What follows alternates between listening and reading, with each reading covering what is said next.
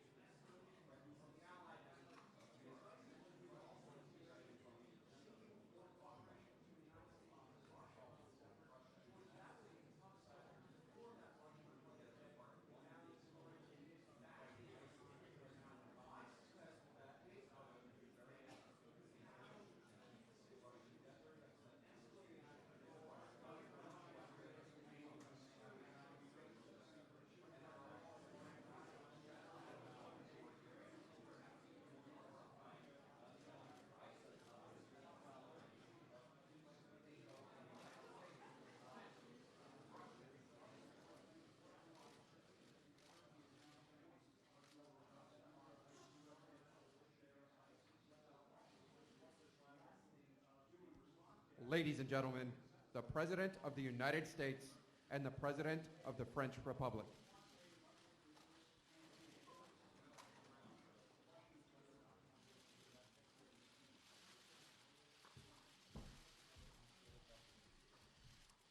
Please be seated.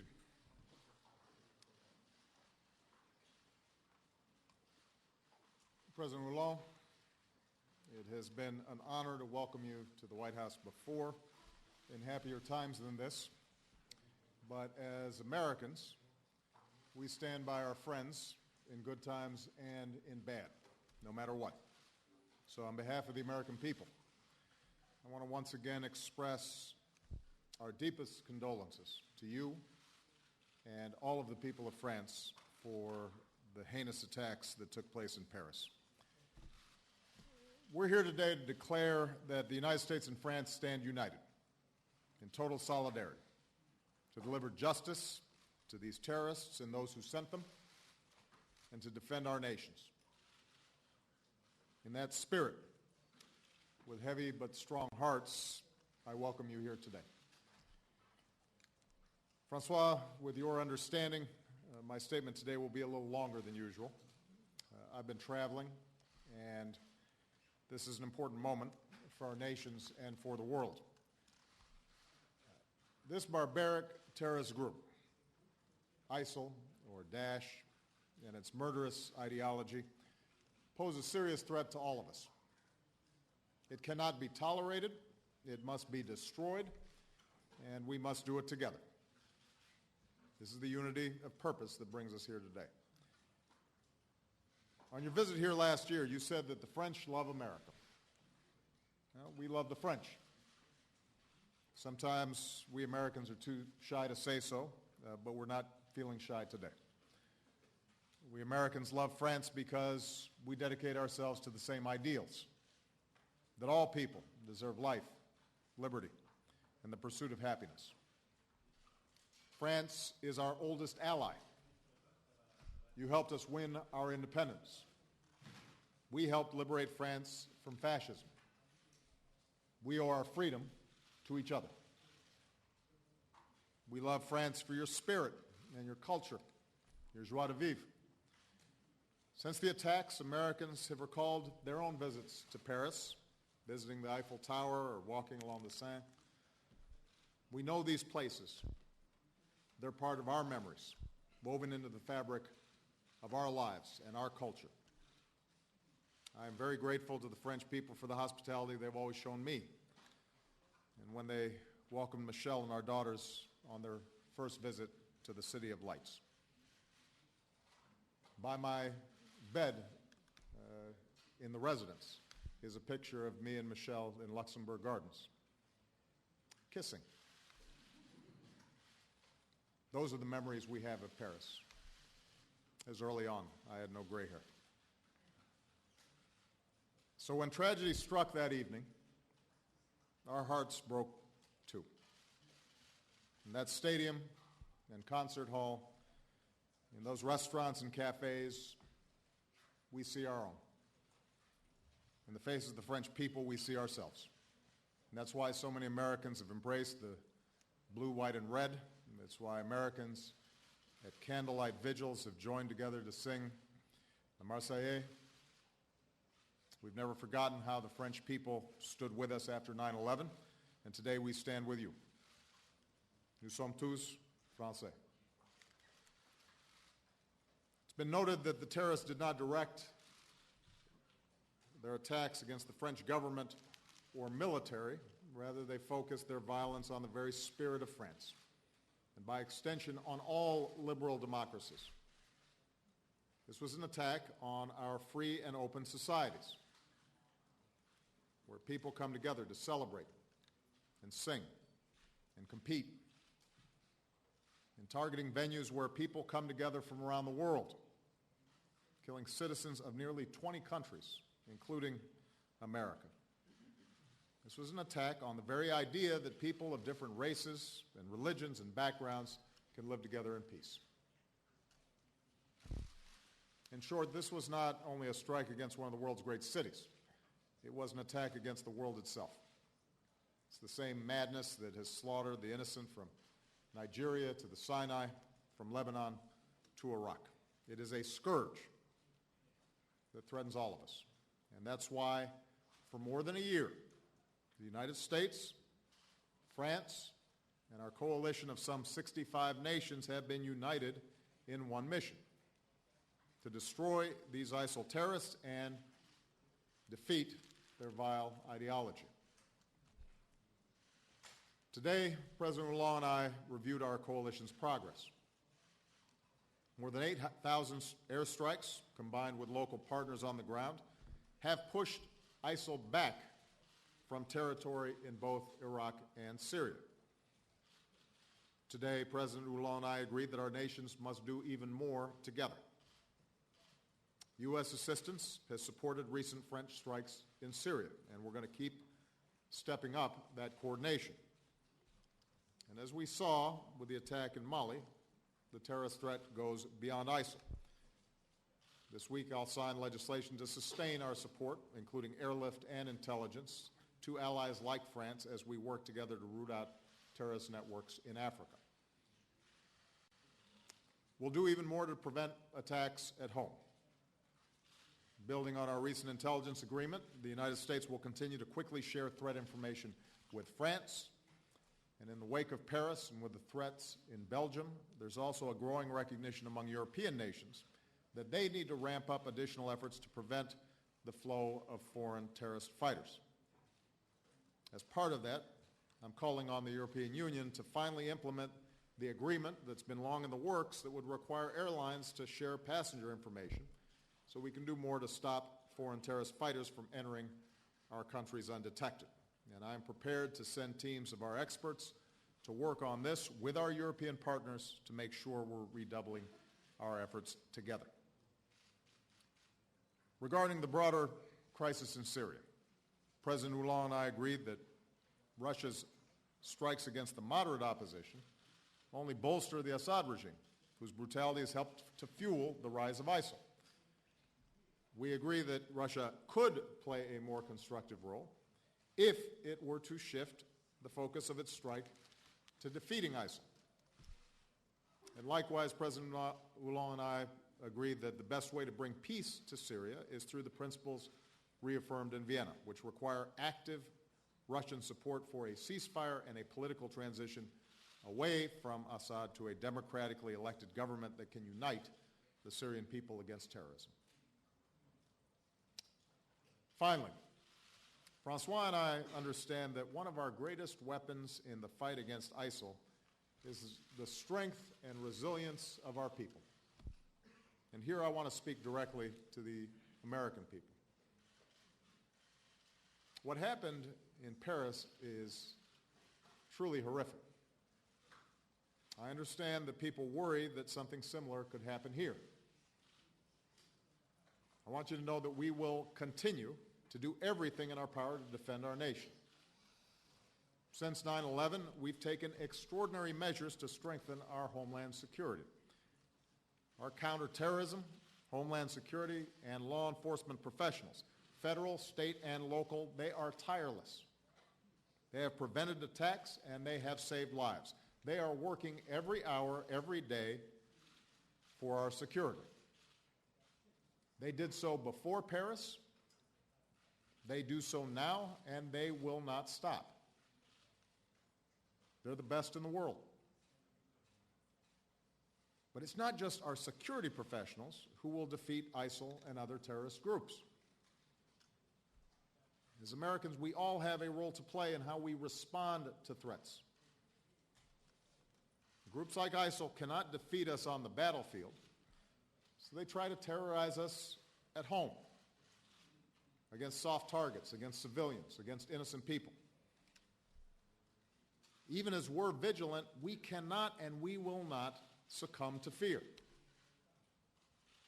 Nor can we allow fear to divide us, for that's how terrorists win.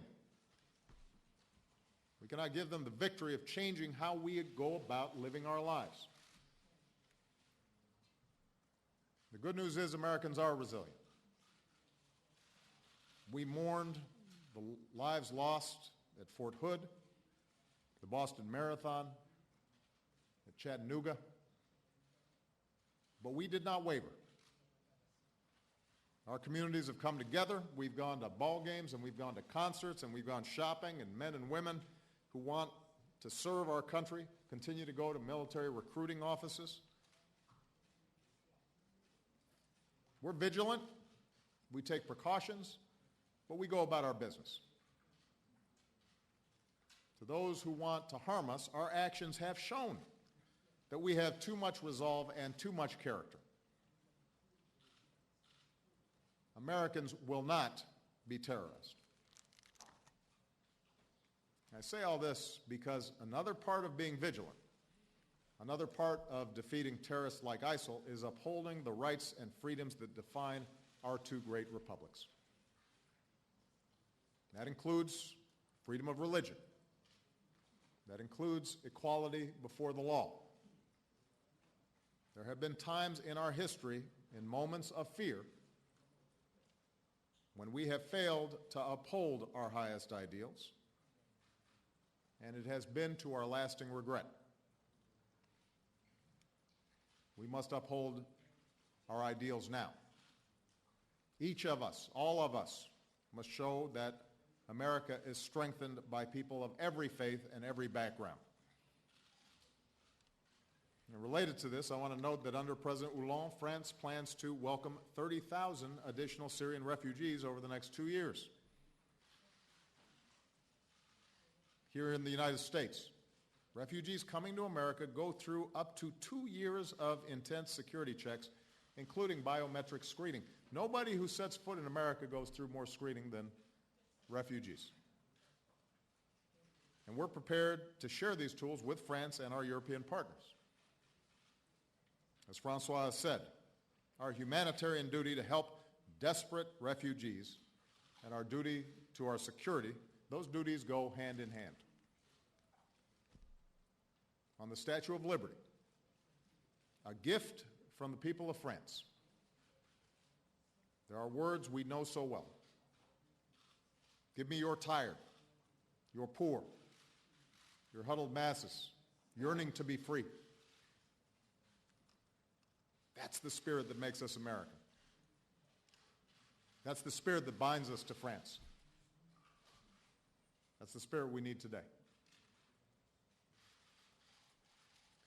In closing, I want to salute the people of Paris for showing the world how to stay strong in the face of terrorism. Even as they grieve, Parisians have begun returning to their cafes, riding the metro, going to stadiums to cheer for their teams.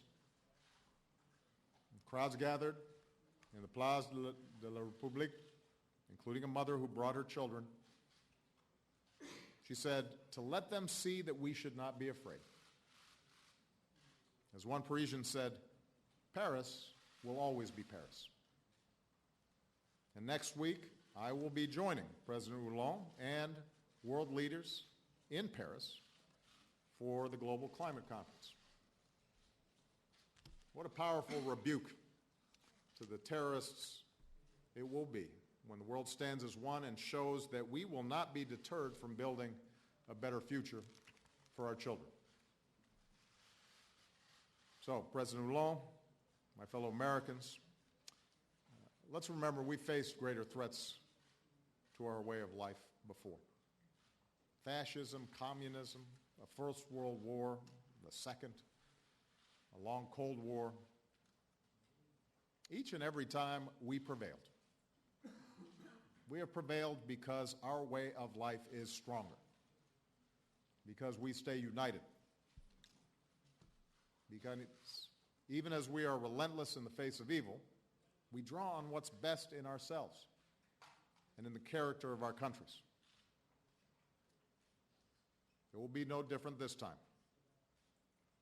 Make no mistake, we will win, and groups like ISIL will lose. And standing with allies like France, we will continue to show the world the best of American leadership. Vive la France, and God bless the United States of America. Mr. President.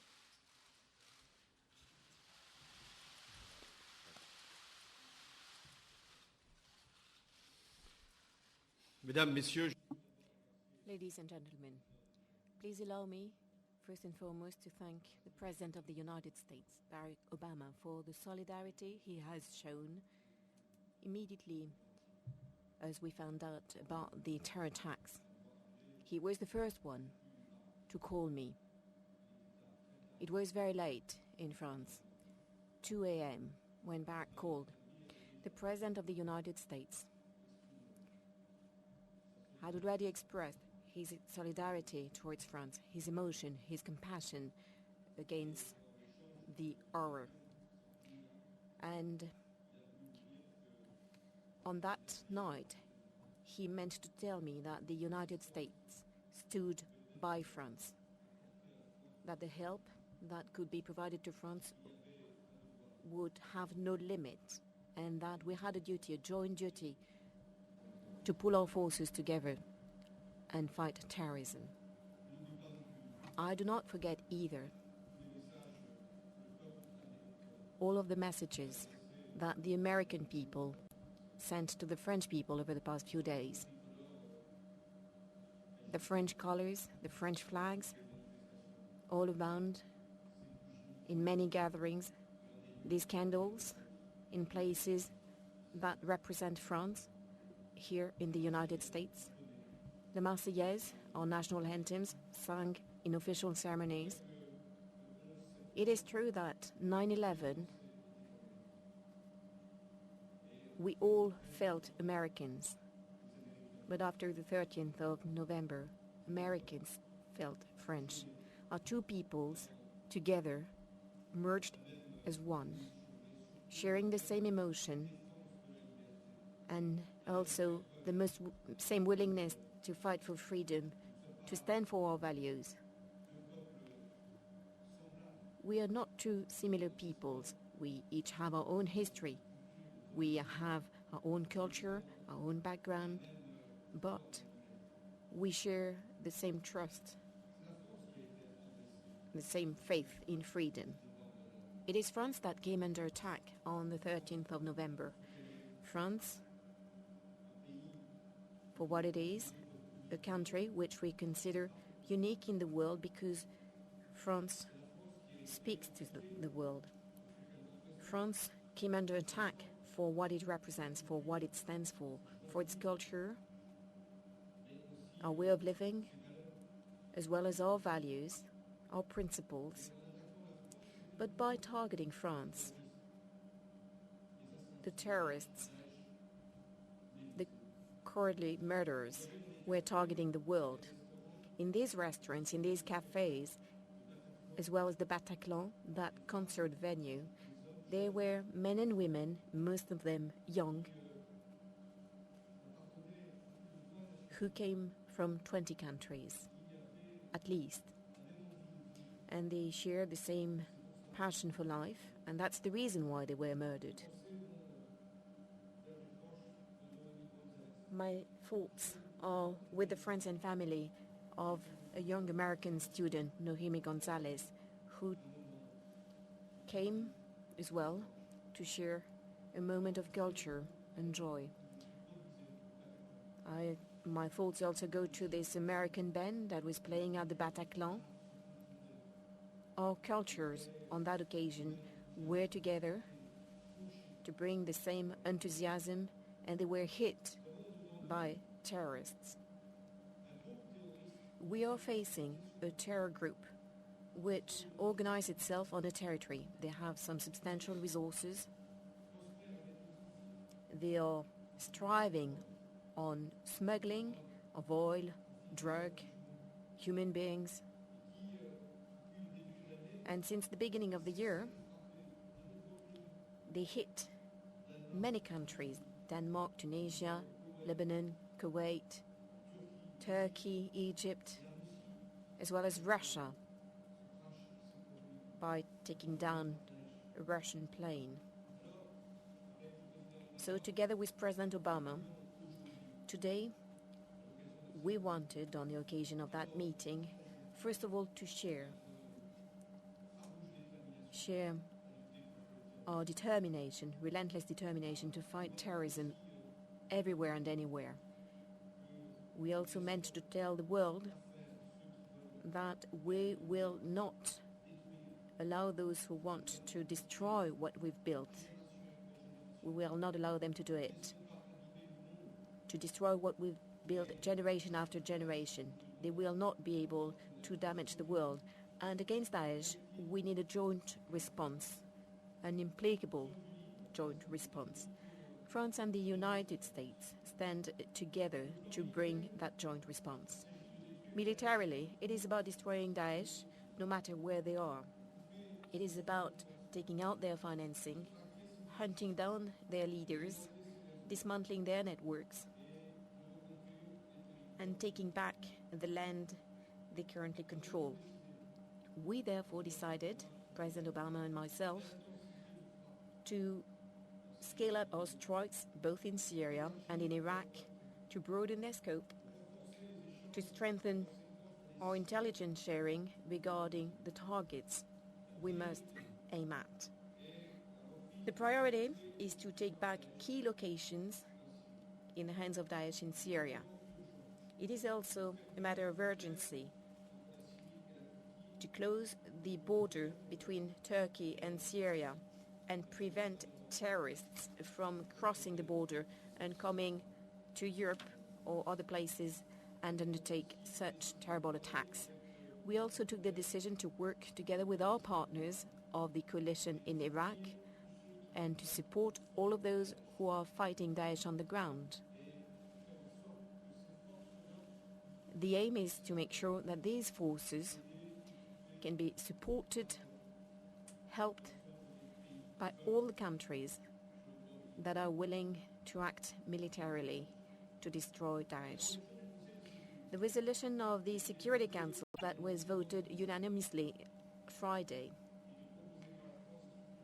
after being introduced by France and supported by the United States, this resolution provides us with the clear basis to act. This is what France is currently doing. Our aircraft carrier, the Charles de Gaulle, is currently in the east of the Mediterranean and allows us to enjoy more capability. Yesterday, for the sixth time after the terror attacks in Paris, we struck Raqqa. In addition, We've been providing some assistance to Iraqi fighters in the region of Ramadi and in Mosul within the framework of the coalition. Now, diplomatically, both President Obama and myself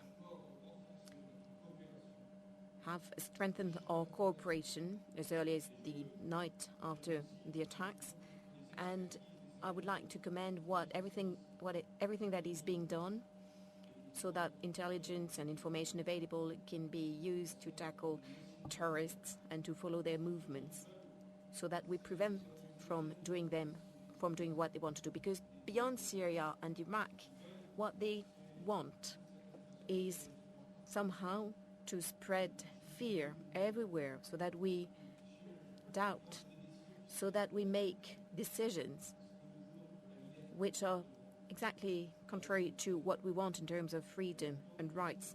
But we will not give in. That being said, we have to defend ourselves and use intelligence.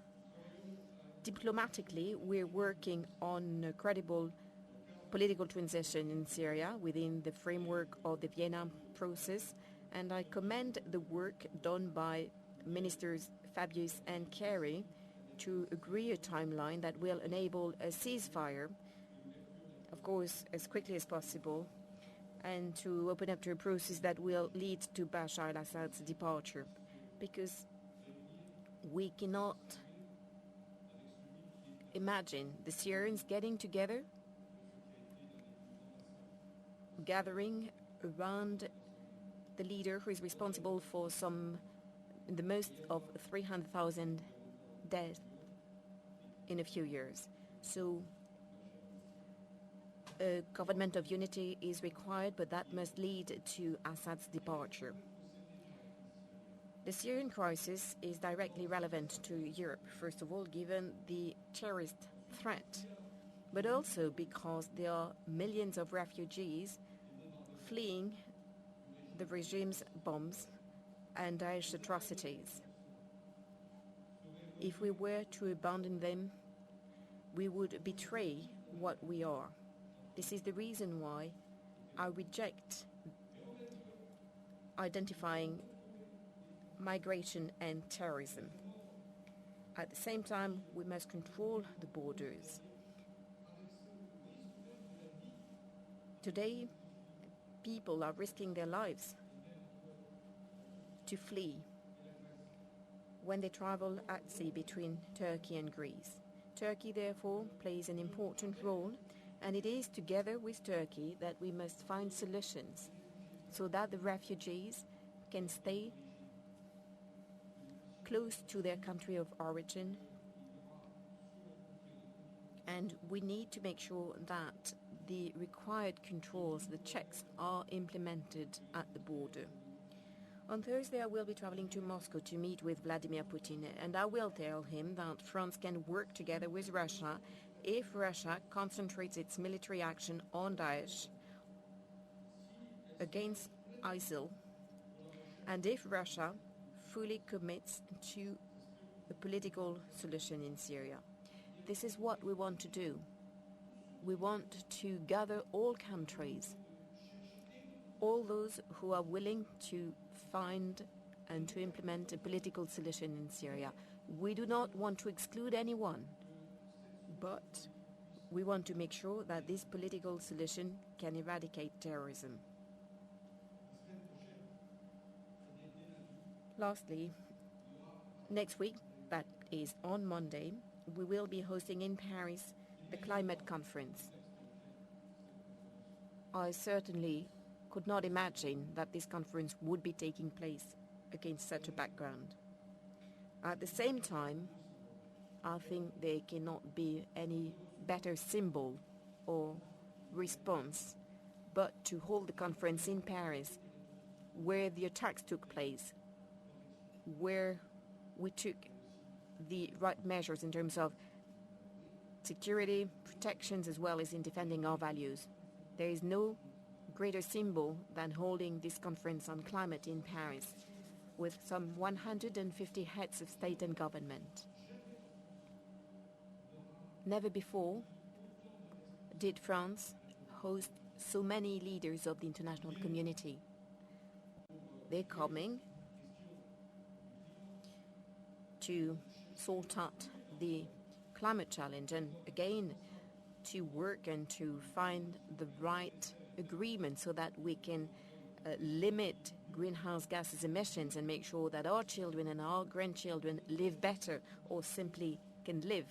But they are also coming to express their support to freedom, to the fight against extremism,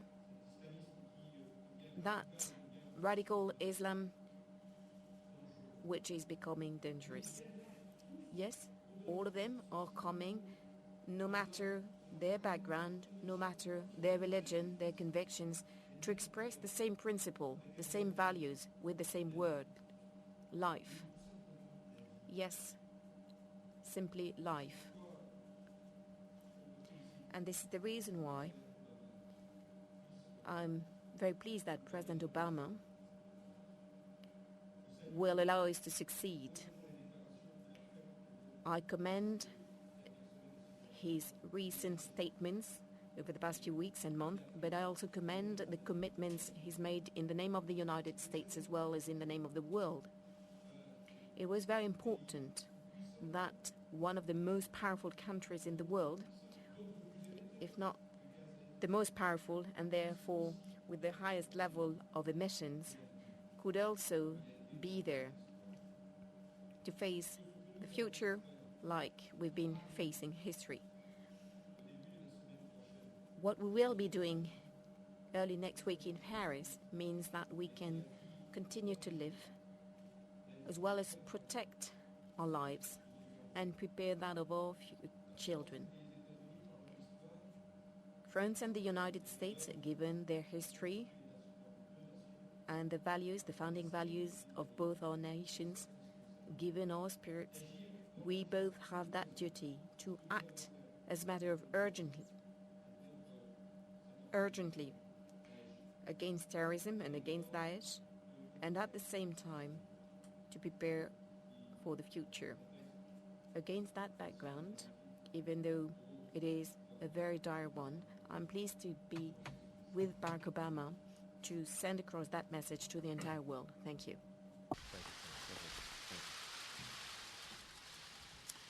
We've got time for a few questions. I'm going to start with Roberta Rampton of Reuters. Thank you. This is a question for both of you. First, what is your reaction to Turkey shooting down a Russian plane today? And does this draw NATO into a confrontation with Russia? How do you keep this from spiraling out of control? And President Obama, what does this incident mean for future prospects of military coordination, more military coordination with Russia? President Hollande, ahead of your trip to Moscow on Thursday, what are the prospects for closer military coordination with Russia, given what happened today? Well, first of all, we're still getting the details of what happened, and I expect to be in communications potentially directly with President Erdogan sometime over the next several days. Turkey, like every country, has a right to defend its territory and its airspace. I think it's very important right now for us to make sure that both the Russians and the Turks are talking to each other, find out exactly what happened, and take measures to discourage any kind of escalation. I do think that this points to an ongoing problem with the Russian operations, in the sense that they are operating very close to a Turkish border, and they are going after moderate opposition that are supported by not only Turkey but a wide range of countries.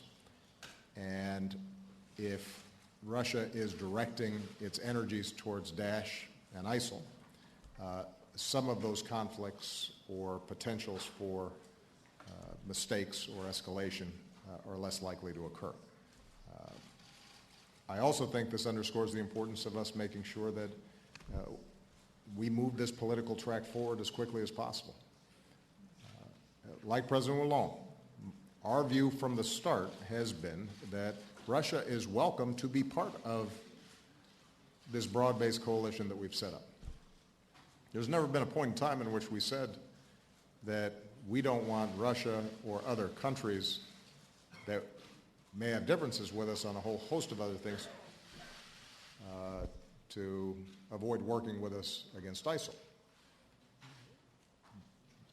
The challenge has been Russia's focus on propping up Assad rather than focusing on ISIL.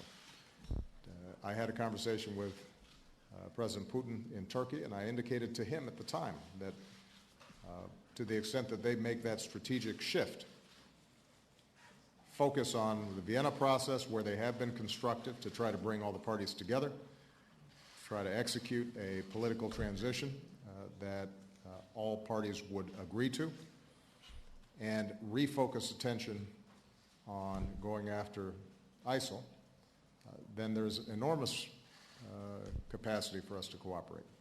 Until that happens, it's very difficult. It's difficult because if their priority is attacking the moderate opposition that might be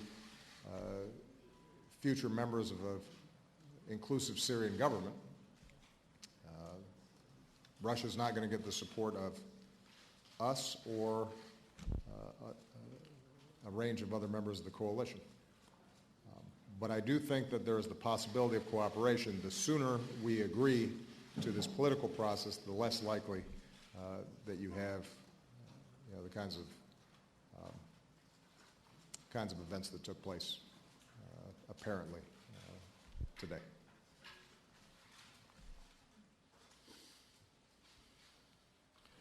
Oui, cet événement qui... The event that took place is a serious one, and we can only regret it. Turkey is currently providing all of the information to NATO so that we can find out what truly happened and whether Turkey's airspace indeed was entered into. But we must prevent an escalation. That would be extremely damageable. The only purpose is to fight against terrorism and Daesh. This is what we must do, all of us. We, Turkey, Russia, and what just took place, like Barak said, means that we must find a solution to the Syrian crisis, because we can see what the risks are otherwise, the risks of escalation. I therefore will be traveling to Russia this week because we have this resolution of the Security Council, and it does show that we must take action against Daesh, against terrorism.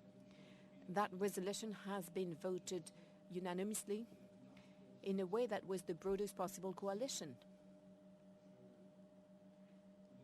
Then I will ask President Putin, as I've done before, what I told the Russians a number of times already, that the strikes must be against Daesh, against terrorism, and those who precisely are threatening us. They're threatening the Russians, like ourselves in Europe, like France, that was targeted over the past 2 days. We must therefore coordinate ourselves, cooperate, but on that basis, and make sure that we're all acting against Daesh and that we are part of a political process, one that must lead to the solution. And we all know what the parameters of the solution are or are not. We know that there is a deadlock today. Lastly, I mentioned the Charles de Gaulle aircraft carrier, which is in the east of the Mediterranean. Now, as a matter of fact, there are also some Russian forces. And I therefore agreed with President Putin that we must share our intelligence so that we can act in coordination. We must not contradict ourselves. And it's already the case, and we will continue to do so. Monsieur le Président, bonjour, Laurence Haïm, Canal Plus Télé. Monsieur le Président, les Américains ont des... Mr. President, the Americans have some special forces in Syria. beyond the words and beyond what is happening, are you going to send some special forces as well to Syria? Are you considering some ground intervention there? Mr. President, beyond the emotion that we can feel here, beyond these beautiful statements, for more than a year, we've heard all of you saying that Assad must go, that a political transition is necessary in Syria. Mr. President, can you today here in front of us tell us a specific date, a deadline for Assad to go?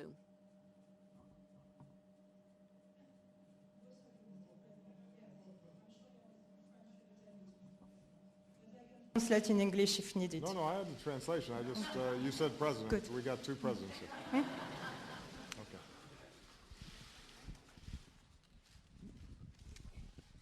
La date, I will not provide you with a date because it must be as soon as possible. That is one of the requirements for a solution to be found. But at the same time, allow me to underline something. There is a new mindset now. The crisis in Syria has been ongoing for 4 years. 4 years. There are probably more than 300,000 dead. And this is not just relevant to the countries of the region which are hosting the refugees. It is relevant to Europe and the entire world now with that issue of refugees. And those who believe that we could wait some more and that in any case it was far away, they now realize that we have an influx of refugees, that the terrorists, the risk is everywhere due to Daesh. We therefore must act. You also asked me what we were going to do. What more? We will intensify the strikes. We will have some more specific target to make sure that Daesh resources, their means, are cut off, including their command centers, the trucks carrying oil, their training centers where they prepare terror attacks. We will continue and we will intensify our strikes at the heart of the cities which are currently in the hands of Daesh. France will not intervene militarily on the ground. It is for the local forces to do so. We've been supporting them for a number of months. We will continue to do so, and they will do the job on the ground after our strikes that will enable them to do so. But France will take its responsibilities regarding that support, which is absolutely necessary. Let me just make a couple of broader comments about the operations against ISIL. As was already indicated, we've taken thousands of strikes, taken thousands of ISIL fighters, including top commanders and leaders, off the battlefield. We have squeezed their supply lines. We have empowered and armed local groups that are pushing against them, including most recently in Sinjar. We're providing training and assistance to the Iraqi government as they prepare to retake places like Ramadi that had been overrun. We've seen some success, but the question now is how can we accelerate it? And in fact, even before the tragedy in Paris, I had gathered together my national security forces. It had been a year to review where we had made progress, what worked, what did not, and had put together a plan to accelerate and advance the pressure that we can place on ISIL.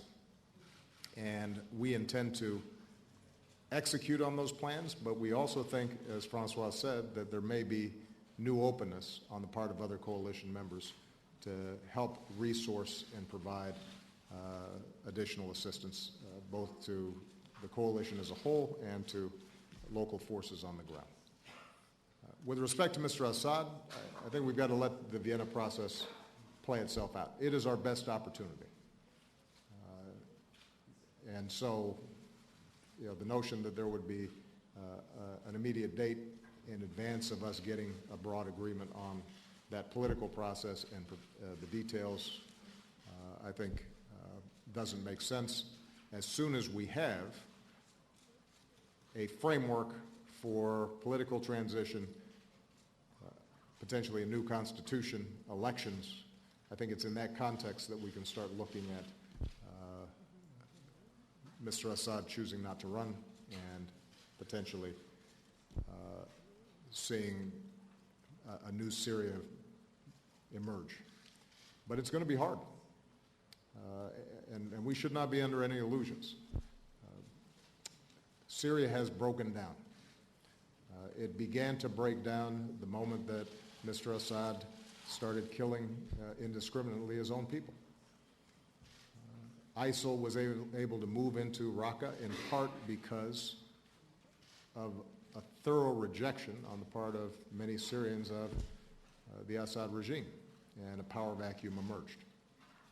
And it is going to be a difficult, long, methodical process to bring back together various factions within Syria to maintain a Syrian state and institutions and to create the kind of stability that allows people to start coming back in and rebuilding their lives. But it's possible. And the urgency that we've seen even before Paris out of countries like Russia indicate that they recognize they can't be there too long and ultimately win a military battle successfully.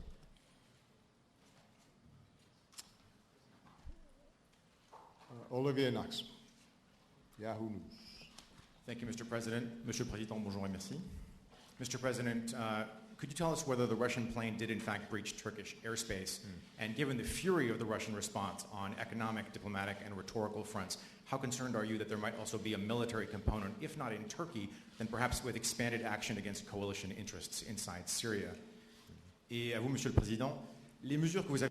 And Mr. President, regarding the measures you've announced today when it comes to strengthening the cooperation on military intelligence and others, had they been taken a month or weeks ago, do you think they would have prevented terror attacks that took place in Paris, or will enable us to prevent some further terror attacks?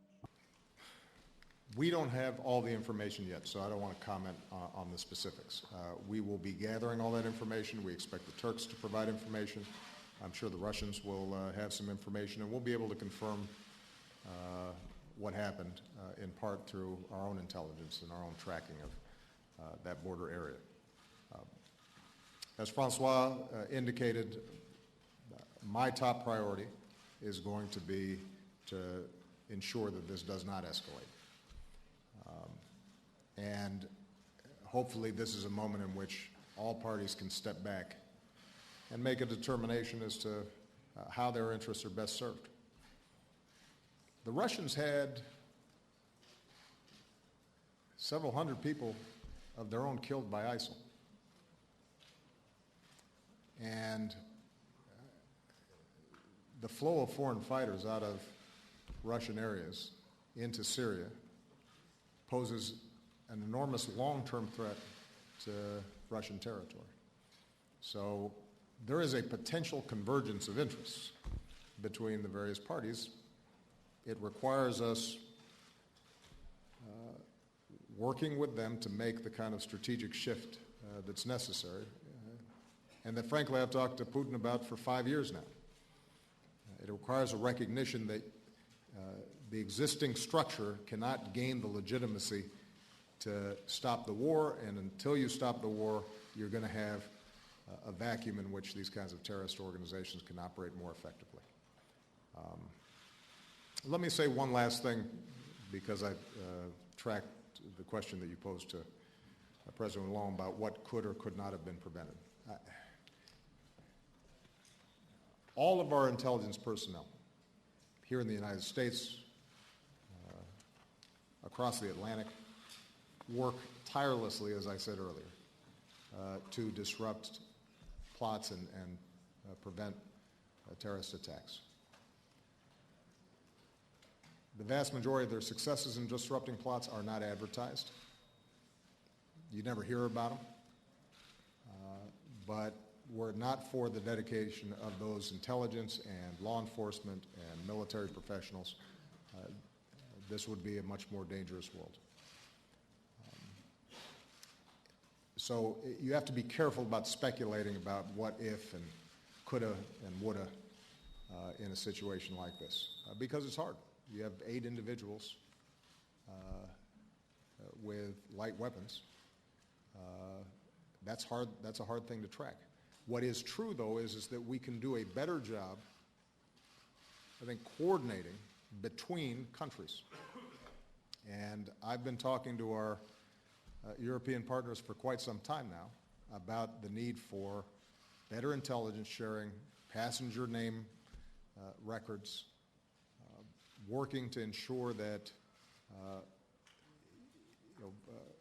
when people enter into Europe, particularly now, that the information across various borders is shared on a timely basis, and you have biometric information and other technologies that can make it more accurate. It doesn't mean it's always going to be 100% foolproof, but we can do better on those fronts. And one of the challenges has been, frankly, in the past several years, that you have different legal traditions, concerns about privacy and civil liberties, all of which are entirely legitimate. I don't think those can be ignored now, because those are part of the values that make us who we are and that we have to adhere to. But I do think that this is a reminder that this is a dangerous world, and rooting out small bands of terrorist groups who maintain good operational security and are using modern technologies in ways that are hard to track, that's a tough job. And we're all going to have to pool our resources much more effectively together than we have in the past. And I think when Francois goes back to Europe, his leadership, the leadership of other presidents and prime ministers around this issue is going to be as important as anything that we do.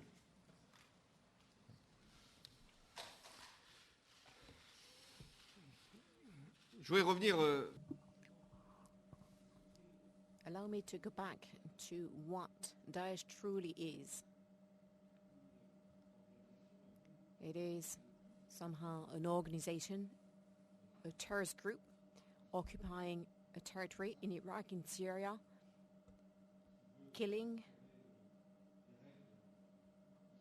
and they want to install rules that dishonor humanity. This is what Daesh is doing there. And this is what they're trying to do in other countries, everywhere chaos stands. And then we have to deal with the number of networks, more or less organized in a number of countries, that are being used to lead terror attacks, like was the case precisely in Paris.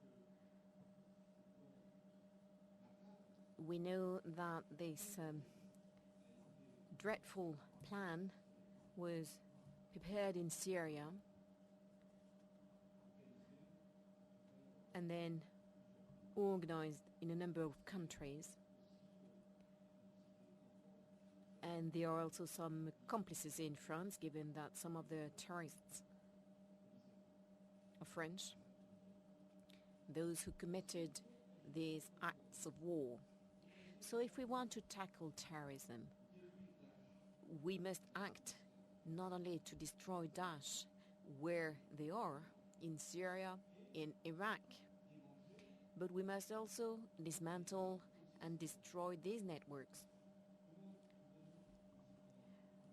How can we proceed? Well, first of all, militarily, by intensifying our strikes, by taking back these territories, thanks to the local forces on the ground, which we can support, by finding a political solution in Syria, by making sure that the territorial integrity of Iraq is restored. This is what we can do. Then, when it comes to protection measures to protect our territory and our people, this is what I announced in France, and this is what we have to do to eradicate these networks and all of these accomplices and those who are present. Some of them just arrived. Others have been there for a long time, and they are not necessarily identified as a threat. It is therefore necessary that we strengthen yet further our cooperation in terms of intelligence. The Paris attacks generated a lot of emotion, but that's not enough. Compassion, solidarity, and I take note of it, but we must act. And for a number of days now, I've been trying to convincing all the countries that can act to do so. I met with David Cameron yesterday. He announced that he would take a number of measures to his parliament. That is important. Today I'm here with Barack so that we can act with greater intensity and coherence as well. Tomorrow I will be hosting German Chancellor Angela Merkel so that European countries, including Germany, can face up to their responsibilities, including in terms of military intelligence and police cooperation, and maybe more. I will also travel to Moscow so that Russia can take action against Daesh and only against Daesh. And then I will receive Matteo Renzi, the head of the Italian government. I will also have an opportunity to talk to all of the European leaders, given that a European Council together with Turkey will be held on Sunday. So it is all of that that must get together and enable us to implement coordination, cooperation in all actions so that we can act on the source, Daesh, and the networks that they can use. It is that strength that will enable us to succeed. A question from BFM TV. Both of you today have talked about coordination, cooperation against Daesh. Does it mean that the single coalition, which you mentioned last week, President Hollande, is gone, that it is inconceivable to have the Russians and the Americans to work together under the single command? And then Bashar al-Assad, you said you could not put a date on his departure. Does it mean that his departure is not a prerequisite for the future of Syria? Regarding the coalition of the international community, I believe that the resolution approved by all at the Security Council enables us to say that now the entire world is committed to fighting against Daesh. Then, and this is what I will check when I travel to Moscow, we need one single goal, that is to tackle terrorism and fight against Daesh militarily, and I believe that we can have some further cooperation and coordination militarily to do more. At the same time, we have to be clear when it comes to the political solution, the one that will enable us to find an outcome for Syria. And in this respect, like we've said, and we can repeat it, Bashar al-Assad cannot be the future of Syria. In Vienna, we're already working with all of the countries, even though they do not have the same stance. Turkey, Iran, Gulf countries, the United States, France, and of course, all of those who are meant to find a solution.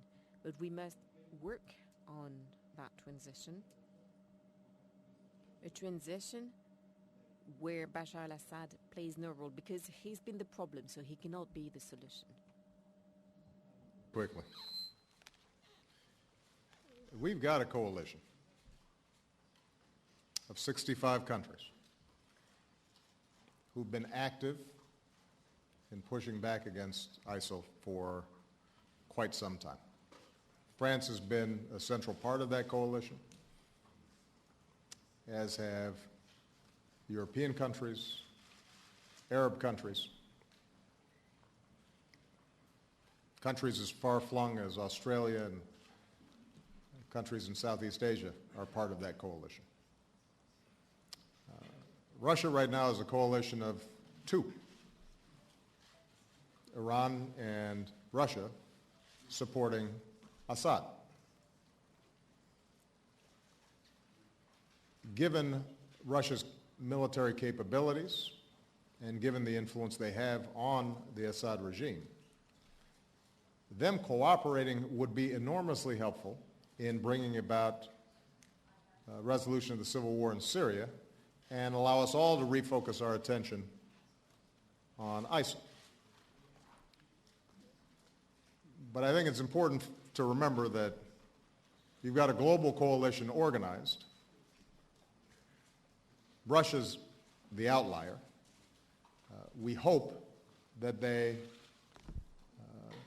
refocus their attention on what is the most substantial threat, and that they serve as a constructive partner.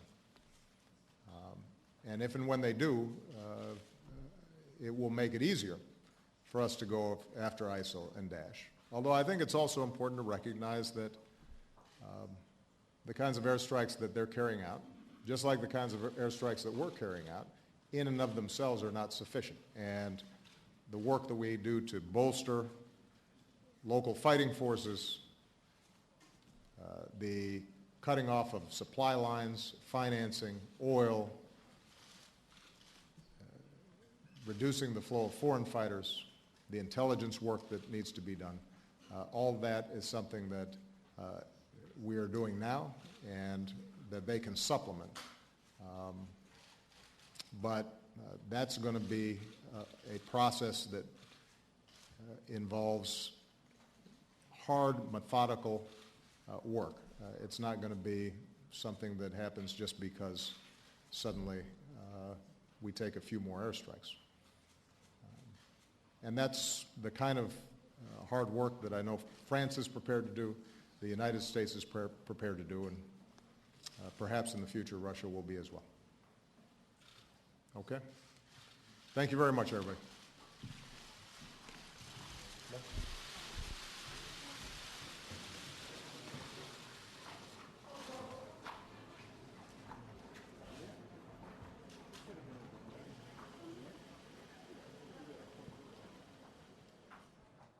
You don't need me.